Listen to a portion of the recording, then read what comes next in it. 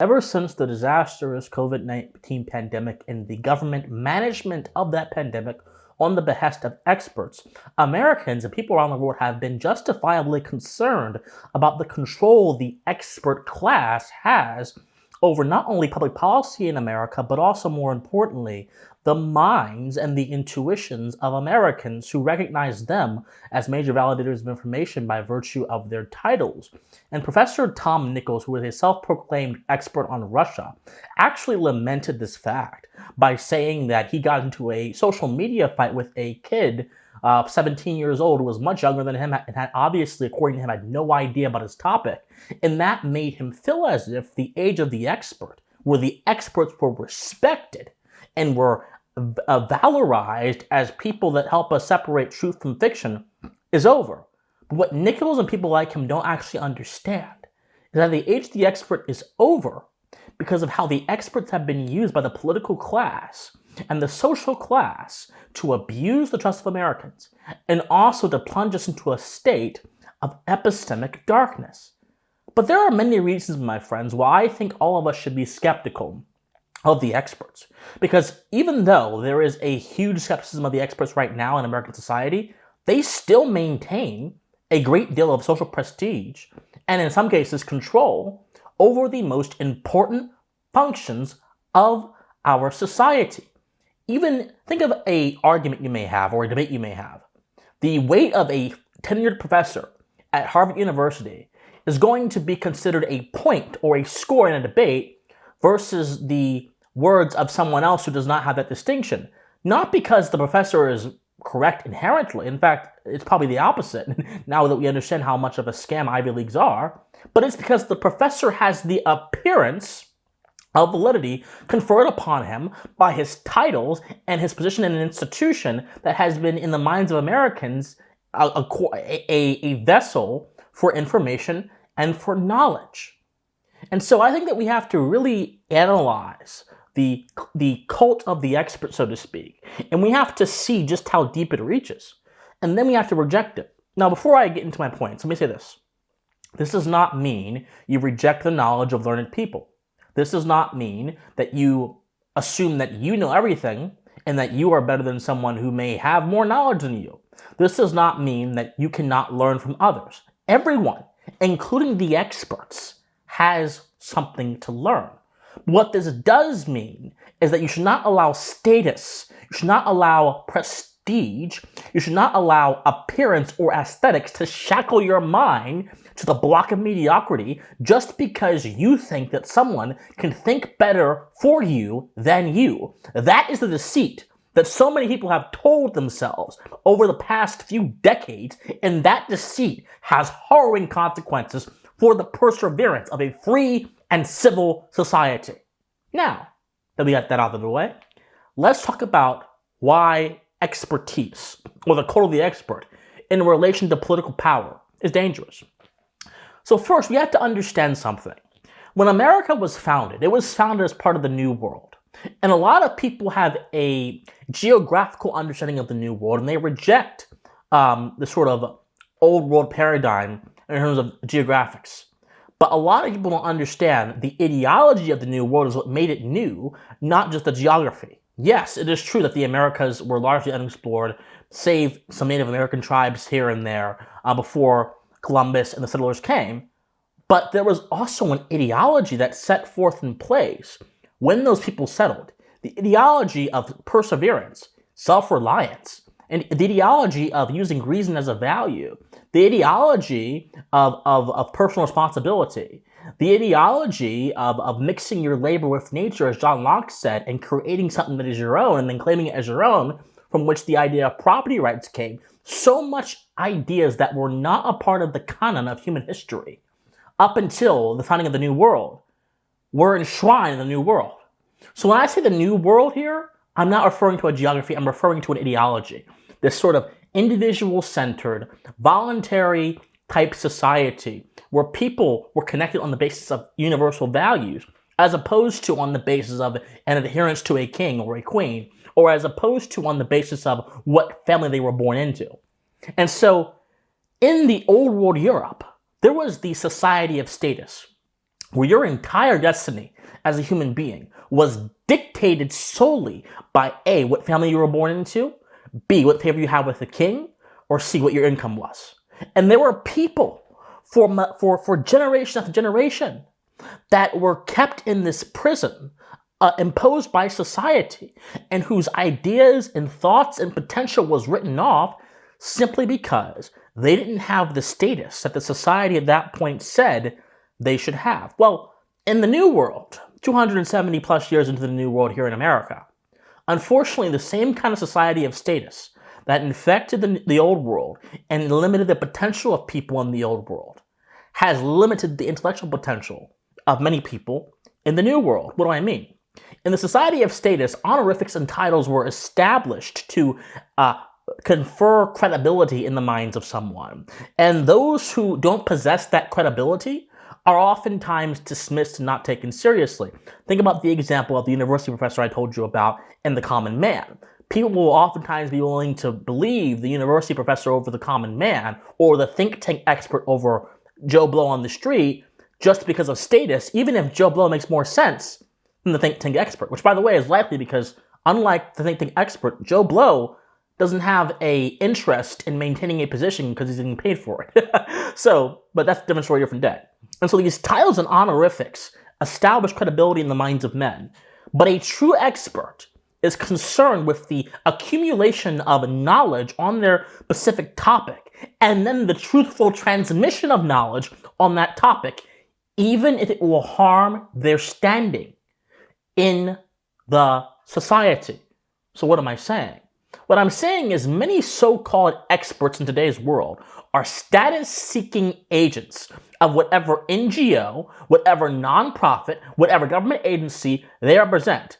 And they shape their entire commentary and their dissemination of knowledge around what will benefit that NGO, that agency, that special interest, as opposed to what the truth is. I'll give you more examples of this in a second. But this is the connection, this is the genesis between politics and expertise. This perverse relationship between status, transmissions of knowledge, which status almost always ruins the ability for knowledge to be transmitted in a way that is non-biased and that is most truthful, as opposed to a way that is partisan. Most experts today are partisan. If someone works for, let's say, the Brookings Institute, their goal is not to actually give you the truth about their explicit subject. Their goal is to rather give you a narrative.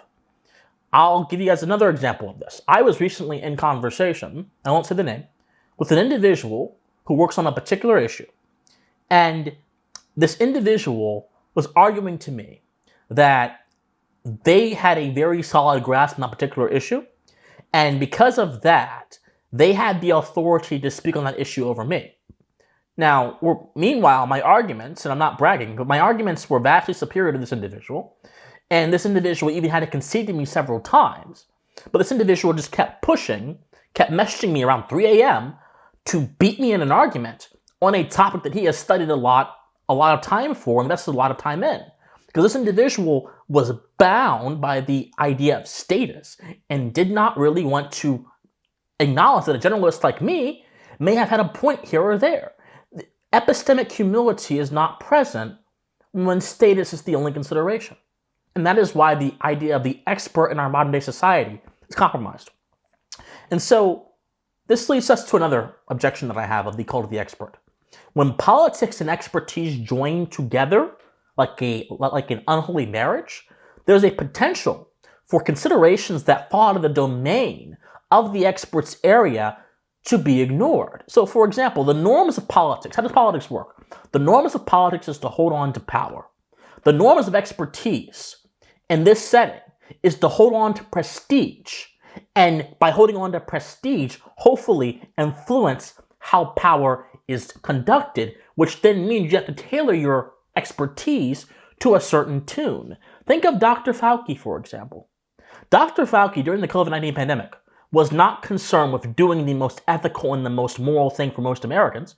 He was looking at this from a purely utilitarian calculus that had no consideration for ethics, none for morality, none for the Constitution, and simply said, look, we can save X amount of lives if we lock down, shut down, yada, yada, yada. And because of his own hubris, his own willingness to look at an area outside of his narrow domain of expertise, a lot of people died, and a lot of information that people needed to know during that time of crisis was not either communicated effectively and correctly or communicated at all. Look at the masking guidelines. The masking guidelines were very clear that if you wear this, it'll help. Then they said it won't help with the transmission of COVID-19. And they kept going back and forth. And at the time when there were critical issues happening, the experts could do nothing more than tune their discourse to a certain level that appealed to power with no consideration for the well-being of society. This is the issue. Fauci's his main validation point was not the content of his words. It was his position in the bureaucracy as an expert and his relationship to the norms of power, which had him be the voice of an absolutely disastrous COVID response for a few years. That's how dangerous this is. And even though his presumptions were unethical and immoral, they still prevailed. Another objection I have to the cult of the expert is the idea of the creation of an expert class. Now, we already have this, unfortunately, and it's gotten worse. But this is the idea that people with specialized knowledge should run the government. And this very premise is what brings birth to bureaucrats. This very premise was the premise that Woodrow Wilson, John Dewey, Herbert Crowley, and a bunch of other progressive-era politicians and theorists who brought forth foreign ideas from Prussia, from Germany, modern-day Germany, and then used them to infect the social and political systems of America. These are the people that said, I'm quoting Wilson, I'm actually paraphrasing Wilson, that the time to talk about first principles and constitutional matters and morality is gone. It is now time to talk about how to conduct the government.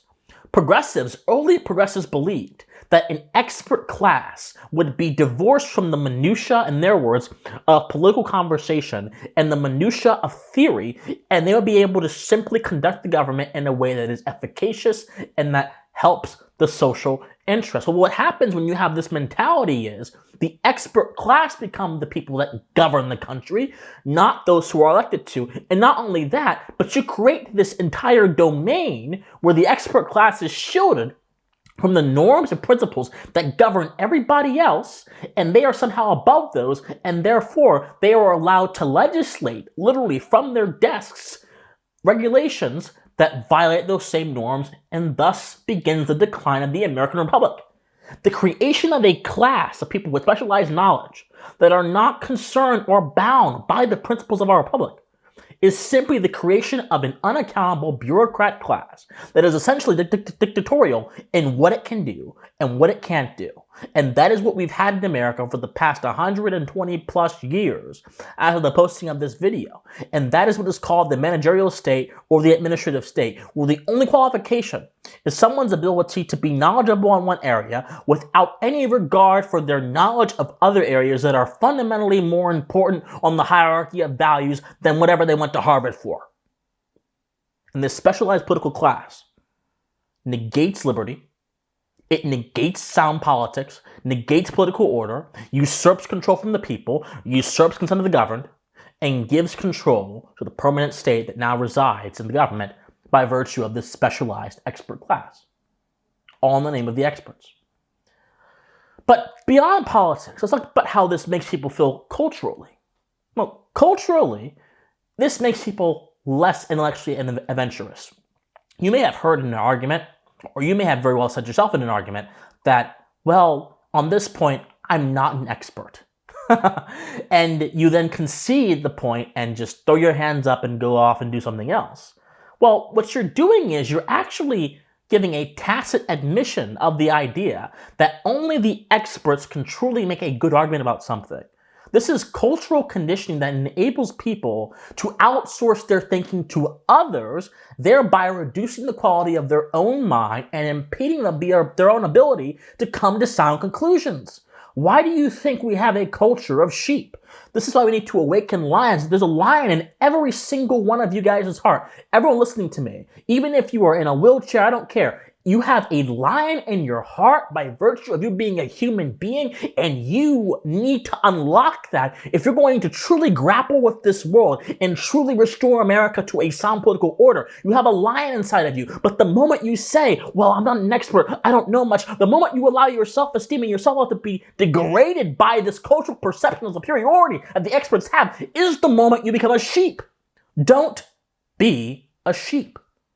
Don't be intellectually passive. Don't be intellectually dormant.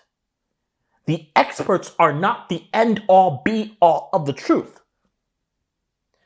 Your own mind and your ability to research, think, and suss out truth from falsehood is all you need. And the only tool you need for that is a willingness to think. That's all. That's all. Again, this does not mean reject advice from people that know more than you. No. This means you take from people that know more than you, think clearly about their assessment, ask yourself, according to my current knowledge, does this actually stand up to scrutiny? And then take or leave whatever you hear. That's how you do it. That's how a healthy society of the mind works. We have a society of sheep where if Dr. Fauci or a Pentagon military analyst or someone says a certain thing, we accept it uncritically because we are bound by the idea of status, which is harming our progression in the new world, and then takes away anything that we can conserve and destroys it. This is how leftism works. This is how modern-day American Prussian-style leftism works. It takes away everything you can conserve by putting it under the boots of a certain class that is supposedly there to help society. That was the bluff of Wilson. That was the bluff of the early progressives. That was the bluff of the old left. And it's unfortunately continued into our modern era. The last objection I have to the call of the expert is that the experts, due to their credibility, their assumed credibility, can play a huge role in manufacturing consent. When manufacturing consent happens, the government, the media, and other institutions come together to compose a narrative and then inflict that narrative upon the minds of Americans to then get them to consent to things that in any other context would seem absolutely absurd. And we see several instances of manufacturing consent throughout American history, whether it be, for example, with the war in Iraq. The government quite literally said there were weapons of mass destruction, and there were behind the scenes efforts to make people like Robert Mueller, who was in charge of the FBI at the time, blame the anthrax attacks during the early 2000s on Iraq to give a justification for the war in Iraq, and there were media outlets that actually ran with that story. And there are, of course, other examples of manufactured consent. Global Tonkin incident, which had a lot to do with Vietnam. There's a lot that the government and the media do to manufacture consent, and if you believe that someone has credibility, then you're more likely to listen to them, and your consent becomes hijacked. I always say this. The two hallmarks of sound moral thinking are harm and consent. Let's break this down. Harm. Does it violate someone's rights? Does it hurt someone? That is an important consideration of moral thinking. And two, consent. Is someone willingly giving you their permission to do X, Y, and Z? Do you have someone's permission to partake in their services, to come into their house, whatever? If these two principles are ignored, you cannot have a moral society. These are just barely sufficient moral principles, but they are necessary moral principles. Obviously, if you want to have a healthy society, you have to have more than just harm and consent, right? Because there's primary virtue and secondary virtue. There's first order morality, which would be harm and consent, and there's secondary morality, which would be goodwill, kindness, charity, honesty, veracity, things like that.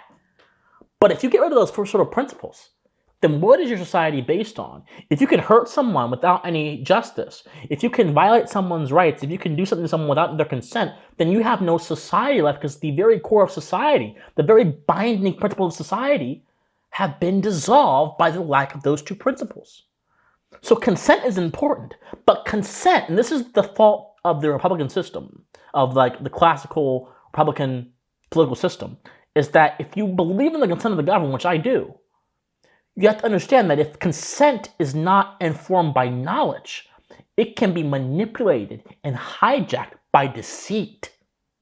And that is what the expert class has played a big role in doing in American history. One example, very simple. Look what the Pentagon did during the Iraq War, the Afghanistan War. The Pentagon had a whole corps of experts, of military analysts who were connected with the military-industrial complex and were on the payroll for the Department of Defense, go out into all kind of media outlets and push a single narrative, a partisan U.S. government-based narrative about America's foreign involvement in the world, and people were duped into believing that these were independent experts who just knew a lot. No, these were paid partisan hacks who happened to have experience in the system they were running apologia for, and they managed to deceive people because of the shackle of status. What is the moral of the story? The moral is very simple, my friends. To close out here. Don't allow someone's credentials or their prestige or their status override the laws of logic and override the necessary principles of consideration that every claim and every argument deserve. Do not allow someone to make you think you are unqualified or unable to suss out the truth of any given matter simply because you did not go to Harvard or you don't have their think tank credentials. And be wary of the impact the society of status has on the minds of men, and be wary of the relationship that status seekers and politicians have in crafting policies that are not only unconstitutional, but are also immoral and fundamentally injurious to American society. Reject the cult of the expert. Embrace reason. Embrace philosophy. Study history. Study philosophy. Study the Constitution. I have kind of preempted myself. I normally say that at the end of the video, but still. I'll put that to the side. Do all those things, and I promise you, you will be in a better spot than most of the so-called experts, because your integrity and your soul will not be chained to a position or a political station. It will instead be chained to the truth.